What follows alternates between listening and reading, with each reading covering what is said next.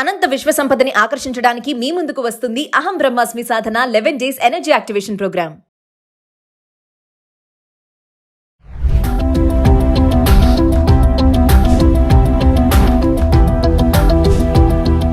నమస్తే, welcome back to Suman T. ప్రస్తుతం మనతో పాటు ఉన్నారు అనలిస్ట్ మందరి కృష్ణారెడ్డి గారు. నమస్తే సార్. నమస్తే అమ్మా. సార్, రేషన్ కార్డ్స్ అనేవి మనకి పింక్ అండ్ వైట్ ఉంటాయి కదా. మామూలుగా ఒక న్యూస్ ఏంటంటే రేషన్ కార్డు ఉన్న వాళ్ళకి ఒక బ్యాంక్ 2 లక్షలు ఇస్తుంది అని చెప్పేసి ఒక న్యూస్ అయితే వెళ్తుంది. అంటే ఇలాంటివన్నీ ఒక్కొక్కసారి ఉంటే అదృష్టం అనేది వాళ్ళు ఎప్పుడు ఏది ఇంప్లిమెంట్ చేస్తారనేది తెలియదు. సో రేషన్ కార్డు ఉన్న వాళ్ళకి కొన్ని బ్యాంక్స్ అయితే మనీ ఇవ్వడం జరుగుతుంది అంటున్నారు. ఒకసారి ఆ వివరాల్లోకి వెళ్తే సార్. ఇక్కడ రేషన్ కార్డు ఉన్న వాళ్ళందరికీ అని కాదు, ఇక్కడ ఏంటంటే నిరుద్యోగ యువకులు ఎవరైతే ఉన్నారో రేషన్ కార్డులో వాళ్ళ పేరున్నట్టయితే, అంటే రేషన్ కార్డులో ఉండడం అంటే బిలో పావర్టీ లైన్లో ఉండడం అని దాని అర్థం. రేషన్ కార్డు ఎవరికి ఇష్యూ చేస్తారు? ప్రతి వాళ్ళకి రేషన్ కార్డు ఇవ్వరు. ఎవరైతే ఆర్థిక స్థితి తక్కువ ఉందో వాళ్ళకి బియ్యం కానీ పంచదార కానీ మిగిలిన కొన్ని వస్తువులు తెచ్చుకోవడానికి వీలుగా గవర్నమెంట్ సప్లై చేసేటువంటి సప్లైస్ వాళ్ళకి అందేటట్టుగా చేస్తారు. వాళ్ళకి రేషన్ కార్డు ఇష్యూ చేస్తారు. అంటే రేషన్ కార్డు ఉన్నది అని అంటే దాని అర్థం వాళ్ళు ఆర్థిక స్తోమత తక్కువగా ఉన్నవాళ్ళు అని అర్థం. సో వీళ్ళు ఏం చేశారంటే ఆర్థిక స్తోమత ఉందా లేదని వెళ్ళి వాళ్ళని చెక్ చేయడం కన్నా రేషన్ కార్డు హోల్డర్స్ అయితే ఎవరి దగ్గర ఉన్నారో వాళ్ళు కాస్త కుస్తో చదువుకున్న వాళ్ళు, మినిమం ఎడ్యుకేషన్ ఉండేటువంటి వాళ్ళు ఎవరుతున్నారో వాళ్ళకి 45 రోజుల పాటు ఒక కోర్సు నేర్పించి వాళ్ళకి 2 లక్షల రూపాయలు మంజూరు చేసి ఆ 2 లక్షల రూపాయల్లో వాళ్ళు ఒక చిన్న ఎంటర్ప్రీనర్షిప్ వాళ్ళు స్టార్ట్ చేసుకోవడానికి వీలుగా వాళ్ళు బతుకుదెరువు వాళ్ళ కాళ్ళ మీద వాళ్ళు నిలబడి పోషించుకునే విధంగా తయారు చేస్తున్నారు. దీంట్లో union bank of India Vizianagaram లోపల దీన్ని అమలు చేయడం జరుగుతుంది.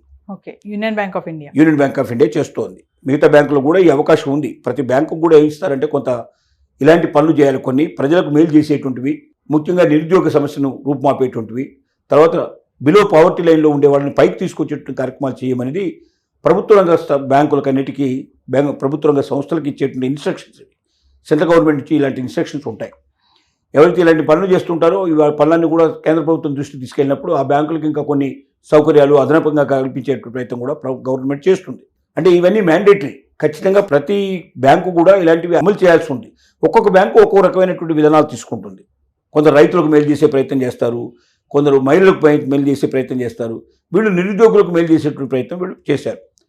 ఈ ప్రయత్నంలో భాగంగా ఆ రేషన్ కార్డు ఉండేటువంటి యువకుల్ని తీసుకొచ్చి డిటిపి డెస్క్టాప్ పబ్లిషింగ్ అనేది మనకి ఏదైతే ఉందో, అంటే దాంట్లోపల అన్నీ వస్తాయి. అంటే ఒక కంప్యూటర్ని ఏ రకంగా ఉపయోగించుకోవచ్చు, దాని ద్వారా మనం ఏ రకంగా టైపింగ్ ఎలా చేయొచ్చు, దాంట్లోపల విండోస్ కానీ మిగతా వాటిని కానీ ఆపరేట్ చేసే విధానం ఏమిటి, ఒక ఫైల్ ఎలా తయారు చేయాలి, ఒక ఫైల్ ఎలా పంపించాలి, ఇలాగ రకరకాలుగా ఒక కంప్యూటర్ విధానాలన్నీ కూడా దాంట్లో నేర్పిస్తారు. దాంతోపాటుగా తెలుగు టైపు, ఇంగ్లీష్ టైపు, ఇంకా కొన్ని చోట్ల హిందీ, ఉర్దూ కూడా ఉన్నాయి.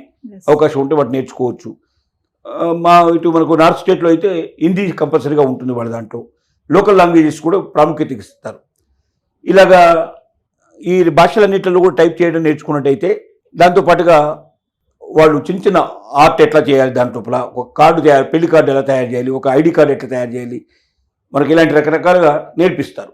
అంటే ప్రింటింగ్కి కావాల్సినటువంటిది ముందే ఇక్కడ తయారు చేసుకుని ప్రింటింగ్ తీసుకెళ్ళిపోతే ప్రింట్ ఈజీగా ప్రింట్ చేయడానికి అవకాశం ఉంటుంది. ఇప్పుడు ప్రింటింగ్ చేయాలంటే కూడా ముందుగా ఇదంతా చేయాలి. చేసి దానికి ఒక ఆకారం తయారు చేశాక ఈ ఆకారం తీసుకెళ్ళి ప్రింటింగ్ దాంట్లో పెట్టేస్తే అది ప్రింట్ అయ్యి మొత్తం ఎన్ని కాపీలుగా ఉంటే అన్ని కాపీలు బయటకు వస్తాయి. ఇప్పుడు బాగా మార్కెట్లో వీటికి చాలా డిమాండ్ ఉంది.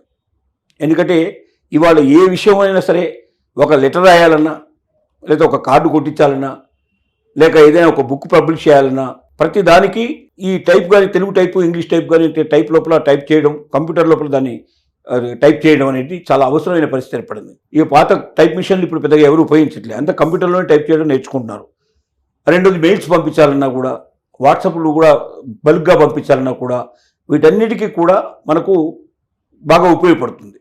ఈ కంప్యూటర్ ద్వారా చేయడానికి అవకాశం ఉంది. దానికి వచ్చిన జిరాక్స్ మిషన్ కూడా పెట్టుకుంటే ఇంకా జిరాక్స్ కూడా చేసి ఇవ్వచ్చు. ప్రింటర్ పెట్టుకుంటే ప్రింట్ తీసేసి ప్రింటింగ్ కూడా ఇవ్వచ్చు. ఇలా రకరకాల సర్వీసులు చేయొచ్చు. ఇవాళ చాలా అవసరం అది. సో దీనివల్ల ఏంటంటే ఒక మనిషి రోజు కనీసం నెలకు ఒక 50,000 లక్ష రూపాయలు సంపాదించుకునే అవకాశాలు ఉన్నాయి. సో వీటన్నిటికీ విధిగా ఇదిగా ఉంటుందనే ఉద్దేశంతో సెలెక్ట్ చేసి కొంతమందికి రేషన్ కార్డు ఉన్నటువంటి యువకుల్ని సెలెక్ట్ చేసుకొని వాళ్ళకు 45 రోజుల పాటు ట్రైనింగ్ ఇచ్చి వాళ్ళకు ఒక 2 లక్షల రూపాయలు శాంక్షన్ చేసి 2 లక్షలతో వాళ్ళు ఒక ఉపాధి కేంద్రాన్ని తయారు చేసుకొని వాటిలో ఒక టైప్ మిషను, ఒక కంప్యూటరు, దాంతోపాటుగా ఒక ప్రింటరు, దాంతోపాటుగా వాళ్ళు ఒక వీలైతే జిరాక్స్ మిషన్ లాంటివి పెట్టి టోటల్గా వాళ్ళ జీవితాన్ని వాళ్ళు నడిపేట్టుగా ఆ డబ్బులు మళ్ళీ తిరిగి కట్టేటట్టుగా అవకాశం ఉండేట్టుగా కొంత ఏదైనా మళ్ళీ సబ్సిడీ ఇచ్చే అవకాశాలు ఉంటే అది ఇచ్చేట్టుగా ఒక్కొక్క బ్యాంకు ఒక్కొక్క పద్ధతిలో దాంట్లో ఉంటుంది. ఈ రకంగా యూనియన్ బ్యాంకు ఒక మార్గదర్శకంగా ముందుకు వచ్చింది. ఇతర బ్యాంకులు కూడా దీన్ని అనుసరించే ప్రయత్నాలు జరుగుతున్నాయి. దానికి ఇప్పటివరకు మాత్రం విజయనగరంలో ఇది సక్సెస్ఫుల్గా రన్ అవుతుంది. భవిష్యత్తులో ఇది టోటల్గా 2 రాష్ట్రాలకి, తెలుగు రాష్ట్రాలకు విస్తరిస్తుందని మనం నమ్ముదాం. అంటే సార్ బ్యాంకులు ఇలా రేషన్ కార్డులు ఉన్న వాళ్ళకి ఇలాంటి ఆపర్చునిటీస్ అనేవి ఇలా ఇవ్వడం జరుగుతూ ఉంటాయి సార్, గతంలో జరిగాయి ఎప్పుడైనా? అంటే రకరకాలుగా అదే చెప్తున్నాను. కొంతమంది మహిళల్ని పైకి తీసుకురావడానికి డ్వాక్రా మహిళల్ని అట్లా సెలెక్ట్ Yes. చేసుకొని వాళ్ళు కొంత మేలు చేసే ప్రయత్నాలు చేస్తారు. అంటే రకరకాల ఎంటర్ప్రీనర్షిప్లు చేస్తారు, కుట్టు మిషన్లు నేర్పించడం లాంటివి. ఇట్లా రకరకాల ఒక్కో దగ్గర టేక్అవుట్ చేస్తారు. ఎస్. దాంట్లో భాగంగా వీళ్ళు ఏం చేశారంటే నిరుద్యోగులు సెలెక్ట్ చేసుకున్నారు.